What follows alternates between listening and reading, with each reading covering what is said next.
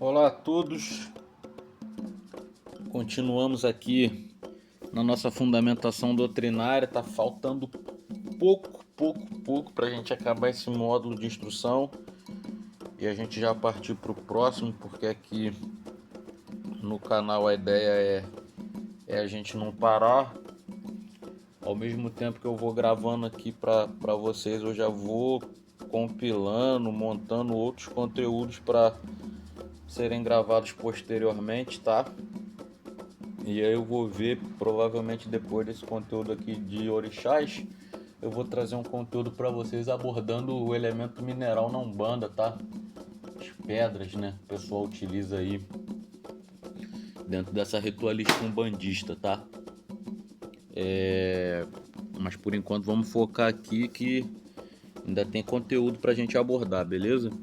Hoje a gente vai falar da mãe cujos filhos são peixes, a rainha do mar, a dona da calunga grande, aquela que traz a energia da maternidade, aquela que traz a força, a energia do descarrego. O mar que tem uma simbologia muito grande, né? Principalmente para gente aqui que é do Rio de Janeiro, né? Cidade litorânea. E Iemanjá dentro da cultura do ritual de Umbanda, ele é muito importante, né? Para a cultura carioca aqui também, principalmente final do ano, ano novo, galera curte muita praia também, então tem uma simbologia muito grande, né? E é bastante cultuada nas diversas vertentes umbandistas, tá? Aí uma das representações que a gente acha na internet de Iemanjá, e Iemanjá foi popularizada no Brasil com aquela imagem da Iemanjá mais branca, né? É a Iemanjá que normalmente a gente vê nos terreiros, mas com essa retomada do resgate cultural e ancestralidade africana, a gente tem visto cada vez mais Iemanjá sendo representada aí na sua cor tradicional de origem, que é preta, né? Essa aí é uma das imagens que simboliza a sua força, sua energia, seu poder, seu ambiente de potência, de fato, né? Que são as águas aí. Objetivos: apresentar uma visão umbandista sobre Iemanjá, apresentar as características que essa orixá possui no contexto umbandista, né? E identificar os símbolos que cercam Iemanjá. Para isso a gente vai seguir esse sumário na introdução e desenvolvimento. Vamos trazer uma lenda sobre Iemanjá, o significado do seu nome, as suas características, aquelas características que são mais compartilhadas aí nas vertentes religiosas umbandistas, os seus simbolismos, algumas ervas aí que são utilizadas no seu culto. E aí a gente conclui e apresenta para vocês a bibliografia, beleza? Falar de Iemanjá é falar da força das águas salgadas. Iemanjá naturalmente, originalmente no caso, ela é uma Iabá da água doce, tá? O culto dela acabou sendo transmutado, transformado em virtude da diáspora africana, né? Acabou se transmutando, se transformando na rainha das águas salgadas, do mar e tudo, mas o culto dela tradicional é água doce, tá? Então falar de Iemanjá é falar da força das águas salgadas que purificam, acolhem e dão a vida. É falar daquela que é o ventre de toda a humanidade. Ela tem essa energia de maternidade, tá? Inclusive quando a gente fala de essa parte da criação, gestação, fecundidade, tem-se o entendimento de algumas vertentes que Oxum ela traz a energia durante uma parte, né, da fecundidade até a criança, entre aspas, ganhar certa autonomia, né? Alguns falam que é quando a criança começa a andar, algumas vertentes trabalham com idade, 4 anos, 5 anos, e aí algumas vertentes acreditam que a partir dessa idade a criança sairia dessa energia, desse polo energético e proteção de Oxum e passaria para os braços de Iemanjá, tá? Não é unanimidade, é só a título de curiosidade para vocês saberem que tem essa crença em algumas vertentes religiosas. Ela é a grande mãe, a senhora dos lares e o equilíbrio das nossas emoções, então toda vez que a gente tem uma demanda familiar, nosso lar está em distúrbio, a gente está tendo alguns desequilíbrios na nossa casa, no nosso seio familiar, a gente pode acender uma vela, recorrer para a energia de Iemanjá também, tá? E também equilíbrio emocional. Iemanjá, de acordo com algumas lendas, ela é a mãe de todas as cabeças, tá? Então toda vez que a gente tiver algum distúrbio, desequilíbrio mental, a gente pode recolher a ela também. Problemas da mente, tá muito em voga isso aí, né? Tá muito em evidência toda essa parte de depressão, crise de ansiedade. Então tudo isso aí a gente pode recorrer a essa energia de Iemanjá também, tá? E hoje nós vamos mergulhar nos mistérios da Rainha das Ondas, a mãe de todas as cabeças, aquela que acalma as tempestades de nossa alma com o seu amor incondicional. Odoiá, minha mãe. Então, quando Olodumário fez o mundo, deu a cada orixá um reino, um posto, um trabalho. A Exu deu o poder da comunicação e a posse das encruzilhadas. A Ogum deu o poder da forja, o comando da guerra e o domínio dos caminhos. A Oxóssi entregou o patronato da caça. Apesar dele ter aprendido a caça com Ogum, ele se tornou um exímio caçador, melhor até que Ogum, né? A Oxóssi entregou o patronato da caça e da fartura. O Obaluaí deu o controle das epidemias e, por consequência destas, do dom da cura. Olodumare deu ao Xumare o arco-íris e o poder de comandar a chuva, que permite as boas colheitas e afasta a fome. Então ele pega a água da chuva e dissemina no pasto, né? Xangô recebeu o poder do trovão e o império da lei, da justiça no caso, né? Oiá Yansan ficou com o raio e o reino dos mortos, enquanto Euá foi governar nos cemitérios. Olodumare deu a Oxum o zelo pela feminilidade, riqueza material e fertilidade das mulheres. Deu também a Oxum o amor.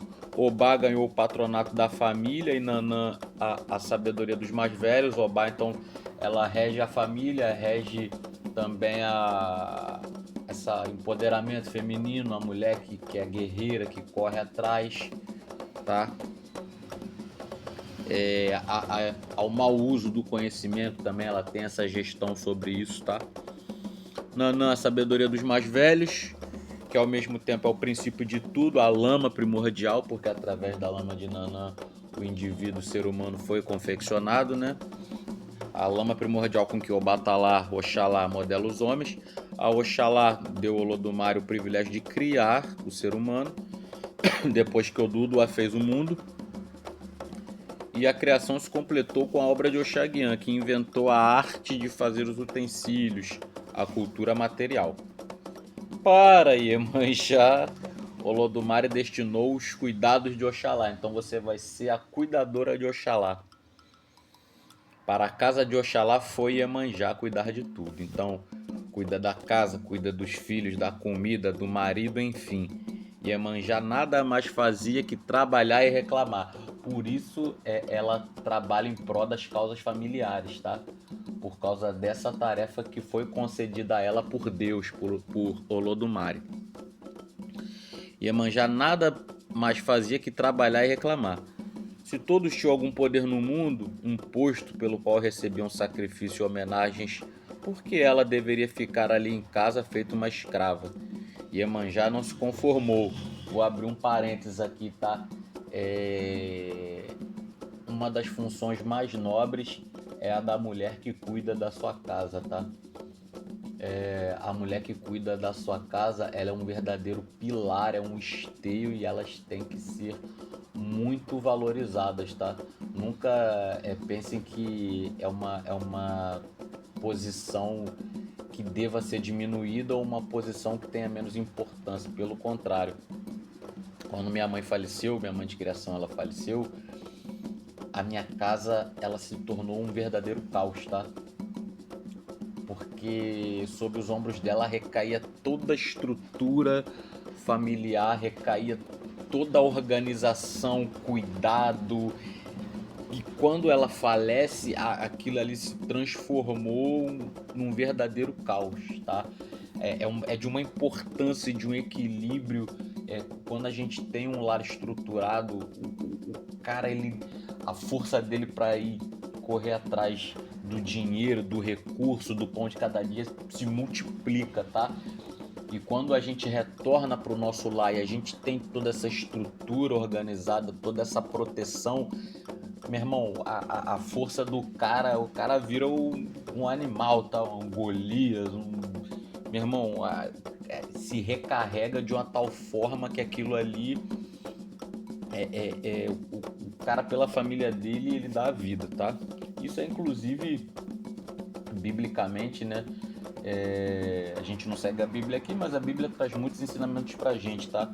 Biblicamente isso daí inclusive um ensinamento, tá? Do camarada, ele dá a vida pela esposa dele, pela família dele. E quando você tem esse lar estruturado e que a mulher consegue organizar as coisas para que você se concentre só em prover, cara, é o círculo perfeito. Não tô aqui dizendo que a mulher ela tem que exercer esse papel, tá? Mas para aquelas que se identificam e gostam desse papel, saibam que o papel de vocês, a função que vocês desempenham é de suma importância para a sobrevivência e existência daquele lá, beleza? Meus parabéns, meu saravá para todas as senhoras que desempenham esse papel de gestoras do lar, ok? Voltando à lenda. Então Iemanjá reclamava demais por isso aí, achava até que era escrava, né? Iemanjá não se conformou, então ela falou nos ouvidos de Oxalá. Falou tanto que Oxalá enlouqueceu. Seu Ori, a sua cabeça não aguentou o falatório de Iemanjá. Iemanjá deu-se então conta do mal que provocara e tratou de Oxalá até restabelecê-lo. Cuidou do seu Ori enlouquecido, oferecendo-lhe água fresca, obis deliciosos, apetitosos, pombos brancos, frutas dulcíssimas, e Oxalá ficou curado. Então, com o consentimento de Olodumare, Oxalá encarregou Iemanjá de cuidar do Ori de todos os mortais. Iemanjá ganhara então, ganhara enfim a missão tão desejada. Agora ela era a senhora de todas as cabeças. E aí, por causa disso, muitas tradições, quando você vai fazer uma limpeza de Ori, quando você vai fazer um trabalho para Ori, oferta também comida, vela, oração, prece para Iemanjá, por ela ter essa representatividade de ser aí a mãe de todas as cabeças também, tá? Aí alguma das lindíssimas, por sinais, imagens que a gente acha de Iemanjá aí pela internet, beleza? Sempre simbolizando a força do mar, essa energia de descarrego, de proteção, de leveza. Todo mundo que já entrou no mar aí, toma daquele banho, aquele mergulho, a gente sabe, parece que tira um peso das costas, tá? Então é essa energia que Iemanjá traz para nossa vida.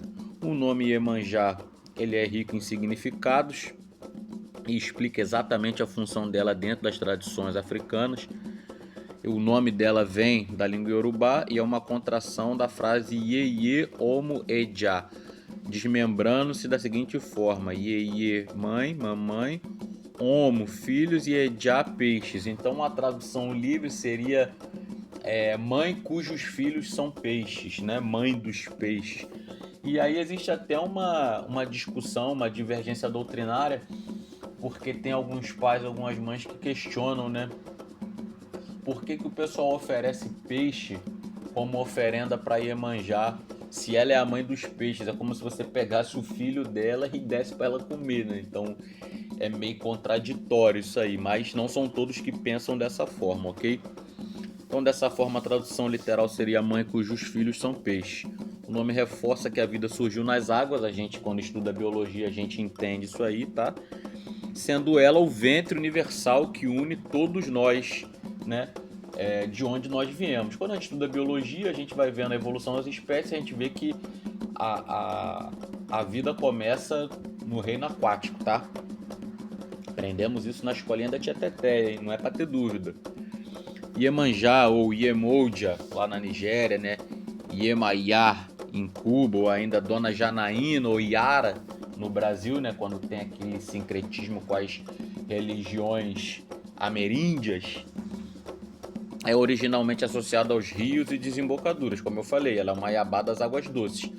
Quando começa a diáspora africana, tráfico negreiro, aí o culto dela começa a se transmutar, a se transformar, a se adaptar, ok? E aí assumir essa roupagem de mãe das águas salgadas. Iemanjá, por presidir a formação da individualidade, como nós sabemos está na cabeça, está presente em todos os rituais, especialmente o Bori, como a gente falou, por ela ter esse cargo, essa função de mãe de todas as cabeças, então ela está sempre presente nos ritos, onde a cabeça está como centro, né? É a rainha de todas as águas do mundo, seja dos rios, seja do mar. Na África ela era cultuada pelos Ebar, né? Nação Yorubá, da região de Ifé e Ibadan, onde se encontra lá o rio Iemoja, considerada em algumas tradições aí como a protetora das famílias. A gente já explicou por quê, né? Ela tomava conta da casa de Oxalá, e tudo isso aí que as gestoras do lar, né? As nossas senhoras do lar aí fazem, como limpeza, proteção, cuidado, todo aquele carinho que tem de arrumação é relacionado a essa energia de Iemanjá, tá? Ela é a mãe de todos os filhos, mãe de todo mundo.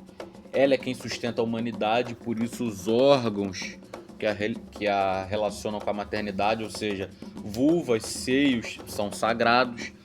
Em algumas tradições, inclusive, quando se vai bater a cabeça, não se coloca o ventre no chão e os seios, justamente para preservar, por interpretá-los como sendo partes sagradas, tá? Iemanjá é o espelho do mundo, principalmente por essa questão aquática, né? Que reflete todas as diferenças, pois é mãe sempre um espelho, a mãe é sempre um espelho para o filho, um exemplo de conduta. Ela é a mãe que orienta, que mostra os caminhos, que educa, que sabe, sobretudo, explorar as potencialidades que estão dentro de cada um, como fez com os guerreiros de Olofim, mostrando o quanto eram bons nos seus ofícios, mas dizendo ao mesmo tempo que a guerra maior é a que travamos contra nós mesmos, né? Outro exemplo disso é a criação que ela deu para o Obaluaê.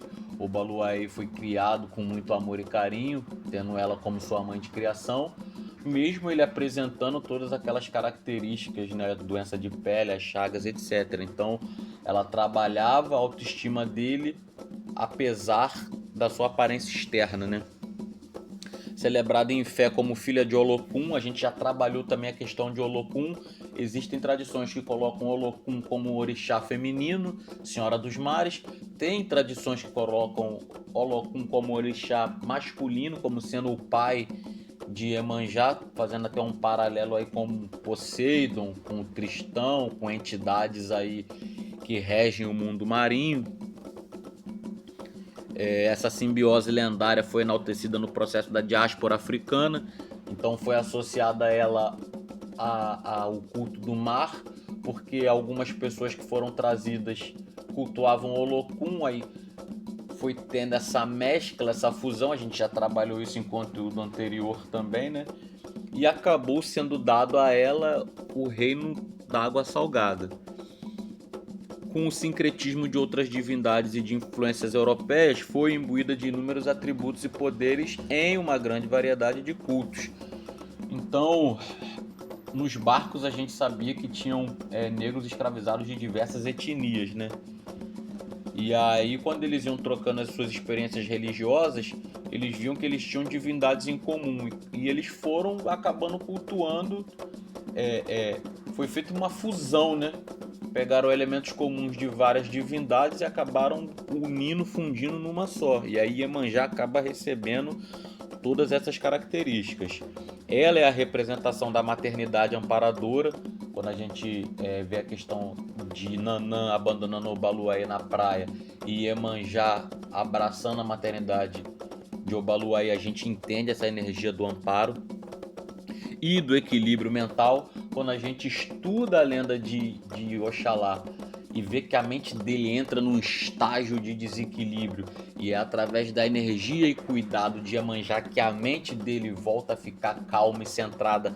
A gente entende que essa parte de equilíbrio mental, das doenças mentais, também estão relacionadas à energia de Iemanjá, de trabalhar. A pessoa está numa crise de ansiedade, então vou fazer uma oferenda para Iemanjá para estruturar esse ori, essa mente, para acalmar essa mente.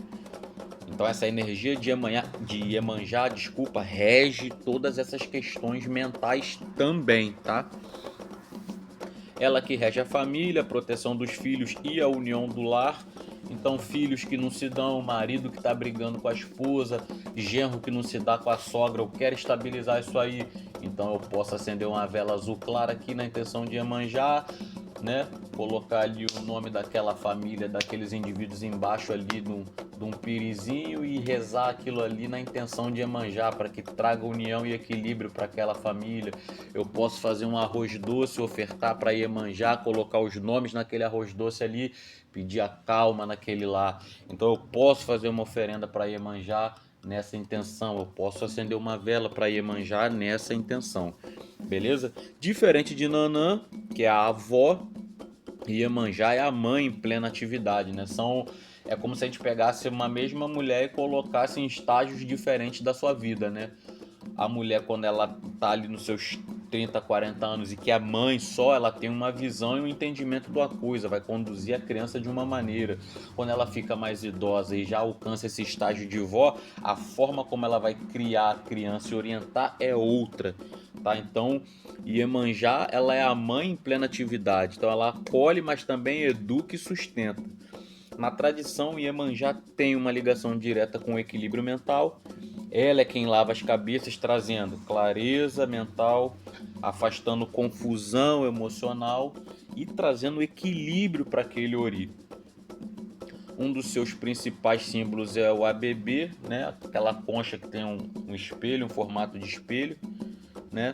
E aí simboliza a vaidade materna, a introspecção, né? A capacidade de você olhar para dentro de si mesmo e avaliar suas condutas, avaliar o seu comportamento, principalmente com relação a você mesmo, se você está se cuidando, se você está se amando, se você está realizando coisas na sua vida, né? Muitas das vezes a gente faz muito pelos outros, mas esquece de fazer por nós mesmos. Nas diversas vertentes e interpretações da Umbanda e nas religiões de matriz africana, a atuação de Iemanjá se divide em frentes específicas. Então ela atua no magnetismo da geração, então fertilidade, gravidez, união, junção familiar, quanto no plano das ideias, né, criatividade e nascimento de novos projetos. Ela é a energia que se faz as coisas ganharem forma e nascerem. Sua principal linha de atuação espiritual é a estabilidade emocional. A gente está batendo essa tecla porque a gente viu na lenda, a gente vê na fundamentação doutrinária, e é uma questão que está muito em voga na nossa sociedade atualmente, né? Os distúrbios da mente. Por reger as águas salgadas, ela tem o poder de absorver as energias pesadas, descarrego. O maior banho de descarrego, maior não, né? O banho mais fácil de descarrego que vocês podem tomar é o banho de mar, cara. Vocês estão se sentindo em desequilíbrio, tá sentindo que tá meio lá, meio cá, parte pra praia, praia limpa, né, de preferência. A gente sabe que vez ou outra aí o mar tá impróprio pra banho, porque é esgoto puro. Parte pra praia e toma o banho de descarrego de vocês, beleza? É a força que atua em casos de ansiedade, depressão, desesperos, males da mente, né? Trazendo a calmaria após a tempestade. Também atua como guardiã dos vínculos familiares.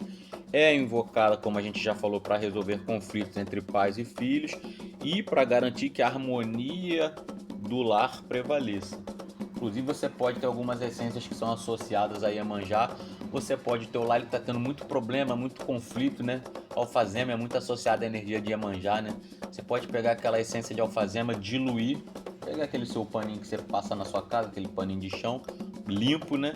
Pega a alfazema, dilui e passa como se fosse um desinfetante, né? Passa no chão da sua casa para aquela energia estar vibrando e pulsando ali.